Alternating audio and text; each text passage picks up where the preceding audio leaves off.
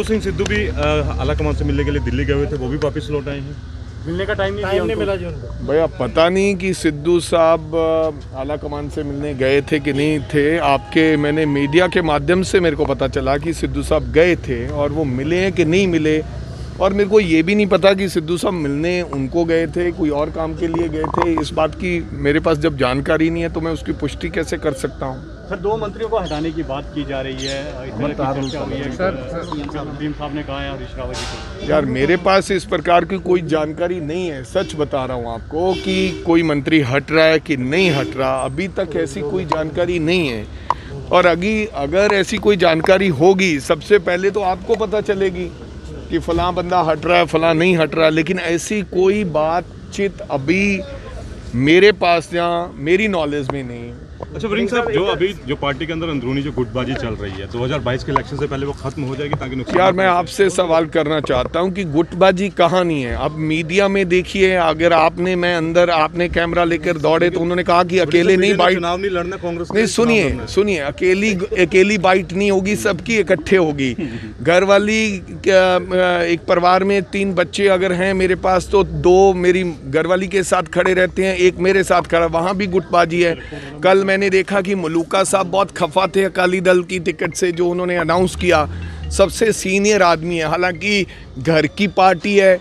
अगर कोई घर में अगर वहाँ सुखबीर को कोई बोलता है तो वो 2 मिनट के में उसका काम खराब कर देता है, क्योंकि वहाँ पर बोलने का अधिकार ही नहीं है। आम आदमी पार्टी में रुझाना भगवंत मान ये कहते हैं कि अगर मुख्यमंत्री नहीं अनाउंस किया तो नई पार्टी बनाऊंगा, तो कांग्रेस में भी ऐसा चलता है। मेरे कहने का मतलब ये गुटबाजी और ये लड़ाई तो निरंतर चलती रहती है। लेकिन अब ये मानते कि सुनिए, मैं वही आपको ये कहना चाहता हूँ। हमारे मुख्यमंत्री अमरिंदर सिंह जी, उन्होंने अभी अपना कार्यकाल 10 साल हो गए हैं। नया फैसला, क्योंकि देश की प्रधानमंत्री जब मनमोहन सिंह थे, और मनमोहन सिंह जी को बनाने का काम सोनिया गांधी ने किया था। जब सोनिया जी की लोग कह रहे थे कि वो देश की प्रधानमंत्री बने, लेकिन सोनिया गांधी चाहते तो वो अपने परिवार के सदस्य राहुल जी को बना सकते थे, लेकिन 2 बार कांग्रेस पार्टी ने सोनिया गांधी जी ने, जबकि उनको कहा जा रहा था, उन्होंने कहा कि मैं देश की प्रधानमंत्री नहीं बनूंगा। और ये मेरे पास अधिकार नहीं है। जो तीसरी बार भी ये कांग्रेस का कल्चर है, जो भी मुख्यमंत्री बनेगा बिफोर इलेक्शन ये सोनिया गांधी जी और राहुल गांधी जी जहां आफ्टर इलेक्शन वो तय करेंगे मुख्यमंत्री कौन होगा। हो सकता है वो कहें कि राजा वड़िंग को मुख्यमंत्री बना दो भैया। मेरे कहने का मतलब सुनिए, ये किसी को कोई पता नहीं है कि कौन मुख्यमंत्री हो। राणा सोढी कह चुके हैं कि जो सीएम होगा वो कैप्टन अमरिंदर सिंह। मैं कह रहा हूं कि मैं ऑल इंडिया यूथ कांग्रेस का अध्यक्ष रहा हूं।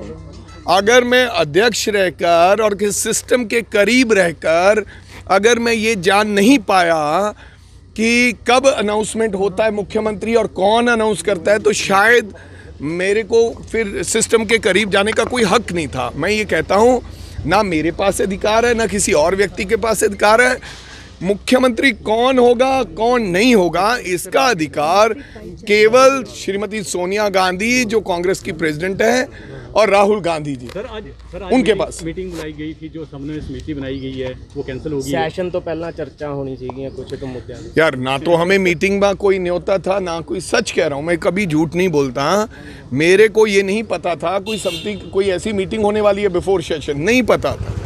मैं नहीं वड़िंग साहब ਜਿਹੜੇ ਪੰਜਾਬ ਦੇ ਮੁੱਦੇ ਪੰਜਾਬ ਦੇ ਚੱਲ ਰਹੇ ਤੁਸੀਂ ਸਾਹਮਣੇ ਵੀ ਸੈਸ਼ਨ ਵਾਪਸ ਦਾ ਹੋਣਾ ਚਾਹੀਦਾ ਸੀਗਾ, ਕਿਉਂਕਿ ਆਪੋਜੀਸ਼ਨ ਵੀ ਲਗਾਤਾਰ ਡਿਮਾਂਡ ਕਰਦੀ ਹੈ, ਪਰ ਮੁੱਦਿਆਂ ਨੂੰ ਲੈ ਕੇ ਤਾਂ ਤੁਸੀਂ ਵੀ ਲਗਾਤਾਰ ਹੀ ਆਵਾਜ਼ ਚੱਕਦੇ ਹੋ। ਹੋ ਸਕਦਾ ਹੈ ਹਜੇ ਮੇਰੇ ਖਿਆਲ ਜਿਹੜਾ ਦੁਬਾਰਾ ਸੈਸ਼ਨ ਆਏਗਾ, ਬਜਟ ਸੈਸ਼ਨ ਆਏਗਾ ਜਾਂ ਜਿਹਦੇ ਵਿੱਚ तमाम ਚਰਚਾਵਾਂ ਰਹਿਣੀਆਂ, ਜਿਹਦੇ ਵਿੱਚ ਗਵਰਨਰ ਐਡਰੈਸ ਹੋਏਗਾ, ਜਿਹਦੇ ਵਿੱਚ तमाम ਜਿਹੜੇ ਆ ਮੁੱਦਿਆਂ ਦੀ ਗੱਲ ਹੋਏਗੀ, वो दोबारा जो मैनू ऑफिसर साहबाना तो सुनने का मौका मिले, बिल्कुल सैशन वध होना चाहिए, लेकिन जो मौका मिले वो ये है कि वो कहते कि वो दोबारा रखा जाएगा। ये साढ़े गुरुआं नू समर्पित एक सैशन बुलाया। 2 मंत्री बदलने की गल हो रही है, सुख सरकारिया ते तृप्त बाजवा। कल सुख सरकारिया तृप्त बाजवा राणा केपी नू भी मिले ने उन्होंने घर, और इन दोनों नू बदलने की गल हो रही है। मैनू दसो की ने बदलने की गल की, तुसी सुनिए।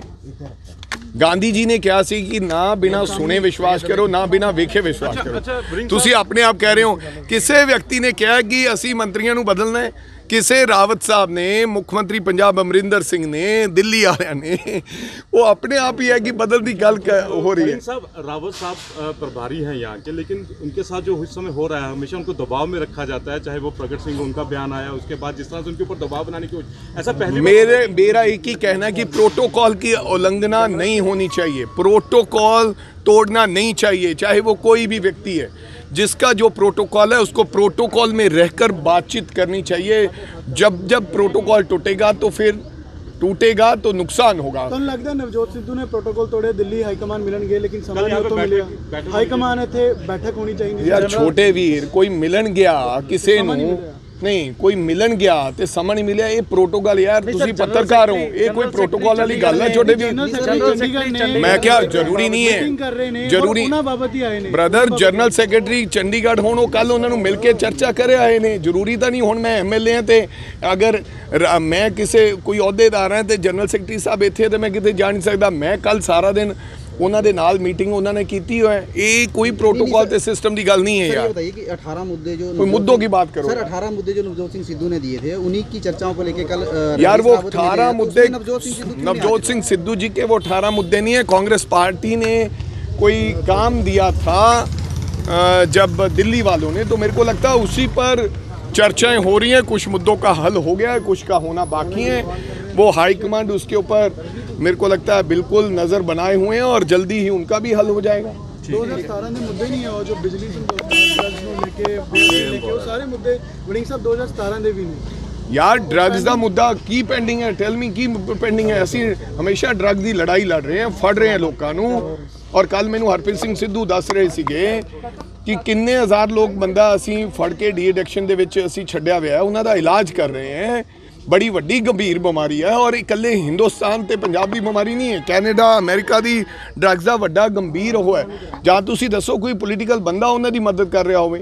हमेशा असी कहा सी कि सरकार बनदे असी नशा इन्हां दा लक तोड़ देंगे, तो वो असी तोड़न की कोशिश की है। हाँ असी उहदे च किन्ने % कामयाब होए हैं, किन्ने च नहीं होए, ये लोगों को पता है। लेकिन असी आपकी हर संभव कोशिश की है। कई बार तुसी दिलों कुछ काम करते हो तो नहीं पूरे नेपरे चढ़ते, उसका की हल है।